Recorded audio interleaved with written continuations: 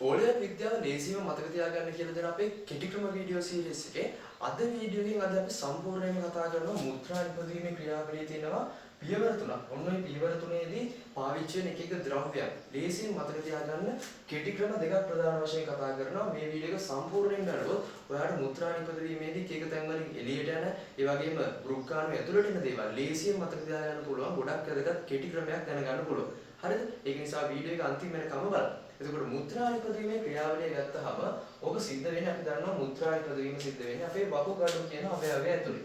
ඒකට වකුගඩුවක් ගත්තහම වකුගඩුවක තියෙනවා මෙන්න මේ විදිහට වකුගඩුවක තියෙනවා වෘක්කාණු කියලා මෙන්න මේ වගේ විභව මිලියන ගණනාවක් මේ වකුගඩුවේ තැනින් තැන තියෙනවා වෘක්කාණු මිලියන ගණනාවක්. එතකොට මෙන්න මේ වෘක්කාණුවක තමයි දේවල් පෙරිලා අර අවසානයේදී මෙන්න මේක කෙලවරෙන් තමයි අර අපි මුත්‍රා කියන ද්‍රාවණය හැදෙන්නේ. කොහොමද මේ මුත්‍රා කියන ද්‍රාවණය හැදෙන්නේ? මුලින්ම මෙන්න මේ වෘක්කාණුවේ මේ පැත්තේ පටන් ගැනීමේ කෙලවරට එනවා රුධිර වාහිනිය. ධමනිකාවක් අපි කියනවා මේ වකුගඩුවට එන වෘක්කීය ධමනිය. ওই වෘක්කීය ධමනිය එක එක කොටස් වලට බෙදලා අවසානයේ හැදෙන පොඩි ධමනිකාවක් ඔන්න ඔය වෘක්කාණුවේ කෙලවරට එනවා. ඒ කෙලවරට එන ධමනිය මෙතන හදනවා රුධිර කේශනාලිකා මෙන්න මෙහෙම බෝලයක්. හරිද? ওই කේශනාලිකා බෝලේ රුධිරයෙන් කොටසක් මෙන්න මේ වෘක්කාණුවේ මුල්ම කොටස වන බ්‍රෝමන් ප්‍රාවරය කියන මෙන්න මේ මල්ලට පෙරෙනවා. ඔන්න ඔය රුධිරයෙන් කොටසක් බ්‍රෝමන් ප්‍රාවරය කියන මල්ලට පිරෙන පළවෙනි ක්‍රියාවලියට අපි කියනවා අතිපරිශ්‍රාවණය කියලා. අතිපරිශ්‍රාවණය කියලා අපි ඔන්න ඔය ක්‍රියාවලියට කියනවා. මෙතෙන්දී රුධිරයේ තියෙන හැම දෙයක්ම මේ බ්‍රෝමන් ප්‍රාවරය කියන මල්ලට ඇතුළු වෙනවද? අපි දන්නවා රුධිරය ගත්තාම රුධිරය ඇදලා තියෙන්නේ රුධිර සෛල අපි කියනවා රුධිරයේ දේහාණු සහ රුධිරයේ තියෙන ප්ලාස්මාව කියන කොටස. අපි කලින් වීඩියෝ එකක් කතා කරා රුධිරයේ තියෙනවා දේහාණු, රතු රුධිරාණු, සුදු රුධිරාණු වගේ රුධිර සෛල සෙට් එකක් තියෙනවා. ඒ වගේම රුධිරයේ ප්ලාස්මාව කියන කොටසක් තියෙනවා. ඔන්න ඔය රුධිරයේ රුධිර දේහාණු එහෙම නැත්නම් රුධිර සෛල ටික මෙතෙන්දි පෙරිලා මෙන්න මේ බ්‍රෝමන් ප්‍රාවරය කියන මල්ලට එන්නේ නැහැ. ප්ලාස්මාවේ තියෙන කොටස් කිහිපයක් විතරයි පෙරිලා එන්නේ. සම්පූර්ණ ප්ලාස්මාව වෙන්නේ නැහැ. ප්ලාස්මාවේ තියෙන සමහර දේවල් විතරයි පෙරිලා මෙන්න මේ බ්‍රෝමන් ප්‍රාවරයට එන්නේ. එතකොට මෙන්න මේ අතිපරිශ්‍රාවණයේදී පිරිනැගෙන ද්‍රව්‍ය ටික මොනවද කියලා අපිට මතක තියෙන්න ඕන. මොකද ඔය MCQ වල වගේම ස්ට්‍රක්චර් ප්‍රශ්න වුණත් අපෙන් අහන්න පුළුවන්. හරිද? ඔන්න ඔය ද්‍රව්‍ය ටික අපිට මතක තියාගන්න පුළුවන් ප්ලාස්මාවේ තියෙන සංඝටක ටික මතක කරගන්න.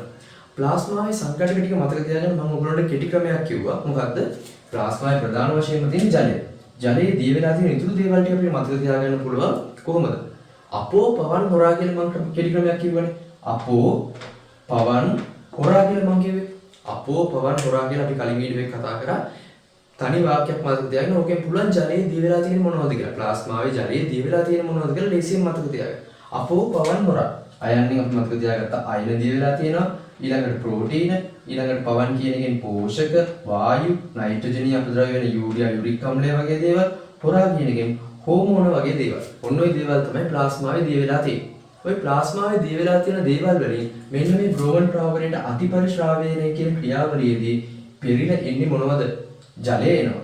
ජලය අපි කලින් කතා කරා රුධිර සෛලය එන්නේ නැහැ. රුධිර සෛල එකක්වත් පෙරිලා එන්නේ නැහැ. හොඳට මතක තියාගන්න ඕන. ප්ලාස්මාවේ තියෙන දේවල් වලින් ගත්තොත් ජලය එනවා. අයන නැත්නම් අපි කියනවා ලවණ කියලාත් කියනවා. අයන එහෙම නැත්නම් ලවණ පෙරිලා එනවා. ඊළඟට වැදගත්ම දේ තමයි ප්‍රෝටීන එකක්වත් පෙරිලා එන්නේ නැහැ. ප්ලාස්මාවේ දිය වෙලා තියෙන ප්‍රෝටීන එකක්වත් මෙතනින් පෙරිලා මේ බ්‍රෝමන් ප්‍රාවරයට එන්නේ නැහැ. ඊළඟට ඒකේ තියෙන පෝෂක එනවා. වායු ගැන අපි ලොකුවට කතා කරන්නේ නැහැ. මොකද වායු දිය වෙලානේ තියෙන්නේ. ඒතකොට වායු වෙනවද නැද්ද කියන එක ගැන ලොකුවට මේකත් කතා කරන්නේ. ඒ නිසා ඒක අපි එච්චර වැදගත් නැහැ. ඒක අපි අයින් කරලා දාමු. ඊළඟට නයිට්‍රජනීය බහිශ්‍රාවීය ද්‍රව්‍ය ගත්තොත් ඒකේ තියෙන නයිට්‍රජනීය බහිශ්‍රාවීය ද්‍රව්‍ය ප්‍රධාන වශයෙන් අපි තුනක් කතා කරා. යූරියා, යුරික් අම්ලය සහ ක්‍රියේටිනින් කියලා. ඒ යූරියා සහ යුරික් අම්ලය කියන දෙක මෙතෙන්දි පෙරිලා මෙන්න මේ බ්‍රෝමන් ප්‍රාවරයට ඇතුළු වෙනවා. ඇත්තටම මේවා තමයි වැදගත්ම දේවල් එකතු වෙනවා. මොකද අපිට මේ බහිශ්‍රාවය කියන ක්‍රියාවලියෙන් රුධිරයේ තියෙන අනවශ්‍ය අපද්‍රව්‍යවත් කරගන්න තමයි යෝ. ඒකට අපද්‍රව්‍ය ප්‍රධාන වශයෙන්ම මෙන්න මේ යූරියා සහ යුරික් අම්ලය කියන දෙක පෙරිලා බ්‍රෝමන් ප්‍රාවරයට එකතු වෙනවා. ඊට පස්සේ හෝමෝන කියන ඒවාත් එකතු වෙනවා. හෝමෝන සමහර ඒවා පාවිච්චි කරලා වැඩක් නැති හෝමෝන තියෙනවා. මේවත් අපේ ශරීරයෙන් එළියට දා ගන්න ඕනේ. හෝමෝනත් මෙන්න මේ බ්‍රෝමන් ප්‍රාවරයට ඇතුළු වෙනවා. ওই කෙටි ක්‍රමයේ අපිට සෙට් අහුවෙන්නේ නැති මෙන්න මේ ඖෂධ කියන එක අමතරව මතක තියාගන්න. ඖෂධ කියන ඒවාත් පෙරිලා බ්‍රෝමන් ප්‍රාවරයට ඇතුළු වෙනවා. අපි දන්නවා රුධිරයේ අපි ඖෂධ ගත්තොත් විතරයි ඖෂධ තියෙන හැම වෙලාවෙම නෑ. ඖෂධයක් මොනවද අරගෙන තියෙනවනම් ඒ ඖෂධත් පෙරිලා මෙන්න මේ අතිපරිශ්‍රාවණයේදී බ්‍රෝමන් ප්‍රාවරය ඇතුළට එනවා. දැන් ඔයාලට පුළුවන් නේද අතිපරිශ්‍රාවණයෙන් බ්‍රෝමන් ප්‍රාවරයට ඇතුළු වෙන දේවල් ටික ලේසියෙන් මතක තියාගන්න. ඔයාලට රුධිර ප්ලාස්මයේ සංඝටක මතක තියාගන්න කෙටි ක්‍රමයෙන්ම පුළුවන්. අතිපරිශ්‍රාවයෙන් පෙරිලෙන දේවල් ටික මතක තියාගන්න. පෙරිලෙන්නේ නැති දේවල් දෙක මොනවද? රුධිර සෛලෙන්නේ නැහැ, රුධිරයේ තිබ්බ. ඊළඟට ප්‍රෝටීන් එන්නේ නැහැ. ඔය දෙක විශේෂයෙන් මතක තියාගන්න. අනිත් දේවල් ටික ඔක්කොම පෙරිලෙනවා. ඊට පස්සේ ඊළඟට වෙන ක්‍රියාවලිය තමයි මෙන්න මේ පෙරිච්ච දේවල් ටික මෙන්න මේ වෘක්කාණුව කියන ව්‍යුහය දිගේ මේකේ නිකන් තනි නලයක් වගේ ව්‍යුහයක් තියෙන මේ නලය දිගේ ගමන් කරනවා. ගමන් කරද්දී තා වෙනස්කමකට ලක් වෙනවා. ඒ මොකද්ද? මෙන්න මේ රුධිර වාහිනිය මෙන්න මේ වෘක්කාණුව වටේට මෙන්න මෙහෙම ගමන් කරනවා. වෘක්කාණුව වටේ ඉති ගමන් කරනවා. මෙතෙන්දී වෙන වෙනස්කම තමයි මෙන්න මේ පෙරණියේ තියෙන සමහර දේවල් වෘක්කාණුව කියන මේ නලයෙන් එළියට ගිහිල්ලා මෙන්න මේ තනි නලයෙන් එළියට ගිහිල්ලා නැවතත් මේ රුධිර කේශ නාලිකාවල තියෙන රුධිරයට එකතු වෙනවා.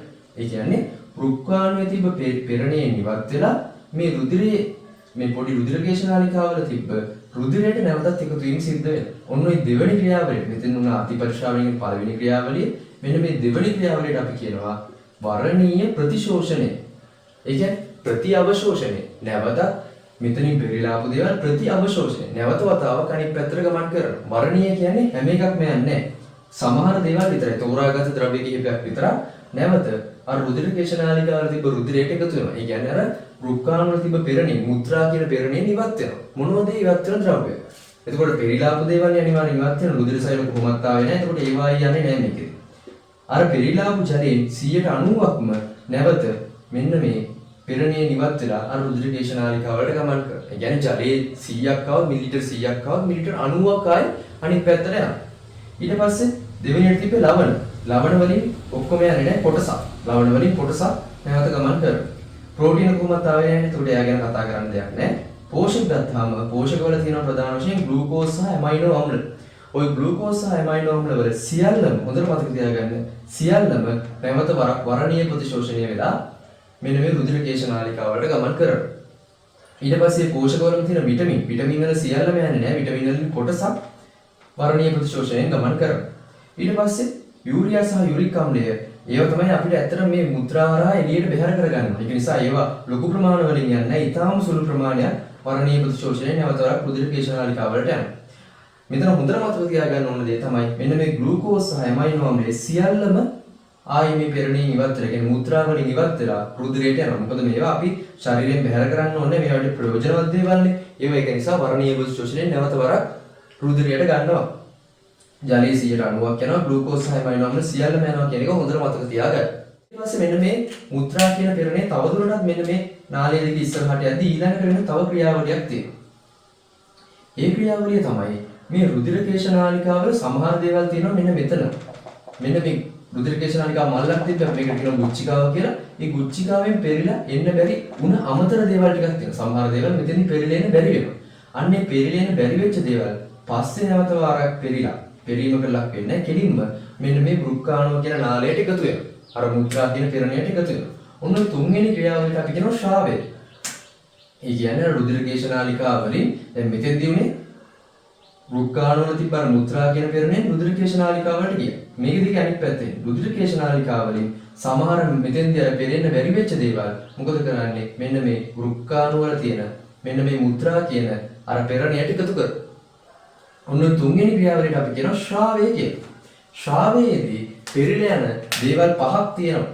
ওই දේවල් පහ අපි කියන්නේ අපේ අච්චු පොතේ දීපු දේවල් පහක් තියෙනවා. ওই දේවල් පහ ලේසියෙන් මතක තියාගන්න පුළුවන් පොඩි කෙටි ක්‍රමයක් පාවිච්චි කරලා. ඒ තමයි තනි වචනයක් වල මතක තියාගන්න තියෙන්නේ. කවිය හැක කියලා මතක තියාගත්තා නම් හරි. ඒ කියන්නේ කවිය හැක. තනි වචනයක් මතක තියාගන්න කවිය හැක. කවිය හැක කියන එකේ කයන්නේ මතක තියාගන්න පුළුවන් ක්‍රියේටිනින්, B යන්නේ විටමින් B, ඇහැක කියන එකේ ඇමෝනියම් අයනය NH4+ කියලා අපි කියනවා ඇමෝනියම් අයනය. ඊළඟින් අපිට හයන්නේ මතක තියාගන්න පුළුවන් H+ අයනය, කයන්නේ මතක තියාගන්න පුළුවන් K+ අයනය. ඔන්න ඔය පස් දෙනා මොකද වෙන්නේ? මේ රුධිර කේශ නාලිකාවලින් ඉවත් වෙලා නැවත වාරයක් ගිහිල්ලා මෙන්න මේ මොකද්ද? මුත්‍රා කියන පෙරණියට එකතු වෙනවා. මුත්‍රා කියන පෙරණියට එකතු වෙලා අවසානයේ මුත්‍රා හරහා එළියට ගමන් කරනවා. එතකොට මෙන්න මේ මුත්‍රා නිපදවීමේ ක්‍රියාවලිය කියන එක එකපාර සිද්ධ වෙන්නේ නැහැ. මෙන්න මේ වගේ ක්‍රියාවලිය තුනක එකතුවෙන් තමයි සිද්ධ වෙන්නේ. මුලින්ම පෙරෙනවා මෙතෙන්දී අපි කියන අතිපරිශ්‍රාවණය කියලා.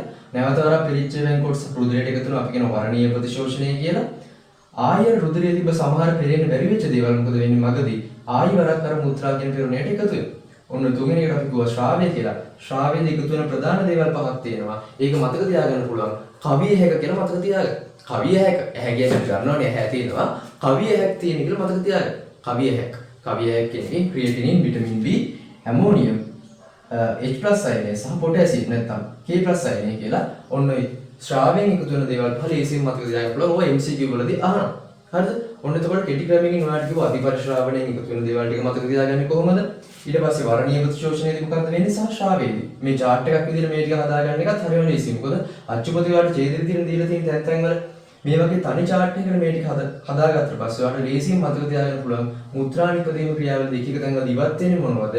එකතු වෙන දේවල් මොනවද කියලා. අවසානයේදී අපිට තව දෙයක් අහන්න පුළුවන්. අවසානයේ මෙන්න මේ හැදෙන මුත්‍රා කියන අවසාන පෙරණේ මොනවද තියෙන්නේ කියලා අපෙන් අහන්න පුළුවන්. එතකොට ඒකත් මේ chart එකෙන් අපිට මතක තියාගන්න පුළුවන්. ජලයෙන් 90% එකතු ඉවත් උනේ. ඒකට ඉතුරු 10% මේකේ තියෙනවනේ. ඒක නිසා ජලය අනිවාර්යෙන්ම මේකේ තියෙනවා. ලවණ වලින් කොටසයි ඉවත් උනේ. අයින් වෙනවා නැත්නම් ලවණ. ඒ වගේම ලවණතා අතරමැදින් එකතුත් උනානේ. ඒක නිසා ලවණ අනිවාර්යෙන්ම මුත්‍රාවල තියෙනවා. ප්‍රෝටීන කොහොමත් නැහැ. ප්‍රෝටීන මෙතන එකතු වෙන්නේ නැහැ. පෝෂක ග්ලූකෝස් සමාන අම්ල වගේ වයින් වුණා. හැබැයි විටමින් සුළු ප්‍රමාණයක් තියෙනවා. ඊට පස්සේ වැදගත්ම දේ යූරියා යුරික් අම්ලය සහ මෙන්න මෙතනින් එකතු වෙච්ච ක්‍රියේටිනින් කියන දේවල් මුත්‍රාවල අවසාන වශයෙන් තියෙනවා. නයිට්‍රජනීය අපද්‍රව්‍ය තියෙනවා. ඒතර ඔන්න ඔය දේවල් ටික අපිට මතක තියාගන්න පුළුවන් මුත්‍රාවල ප්‍රධාන සංඝටක විදිහට. අවසානයේ ජලය, ලවණ වර්ග, මෙන්න මේ යූරියා යුරික් අම්ලයේ ක්‍රියේටිනින් කියන නයිට්‍රජනීය අපද්‍රව්‍ය තමයි මෙන්න මෙතනින් එන අවසාන පෙරණියේ තියෙන ප්‍රධානම දේවල් වෙන්නේ. ඒතර ඔන්න ඔය විදිහට මෙන්න මේ chart එකෙන් ලස්සන මතක තියාගන්න පුළුවන් එක තැන්වලදී අයින් වෙන්නේ මොනවද, එකතු වෙන්නේ මොනවද, අවසානයේ මුත්‍රා කියන පෙරණේ ඉතුරු වෙලා තියෙන්නේ මොනවද කියලා. ඉතින් මේ කෙටි ක්‍රමය ඔයාලට උදව් වුණා නම් ඕලෙවල් විද්‍යාව කරන තව යාළුවෙක්ට ෂෙයා කරන්න. ඒ වගේම මේ ඕලෙවල් විද්‍යාවට දාන ෂෝක් නෝට් මේ වගේ කෙටි සටහන් ගන්න ඔයාලට කැමති නම් PDF විදිහට අපේ WhatsApp channel එකට එකතු වෙන්න පුළුවන්. ඒක අපි සියලුම මේ විස්තරات එක්ක PDF එකතු කරනවා. තව යාළුවෙක්ට මේ වීඩියෝ එක ෂෙයා කරන්න අමතක කරන්න එපා. ඒ වගේම අපේ channel එකට එකතු වෙලා ඉන්න මේ වගේ වීඩියෝස් ඉස්සරහටත් බලන්න.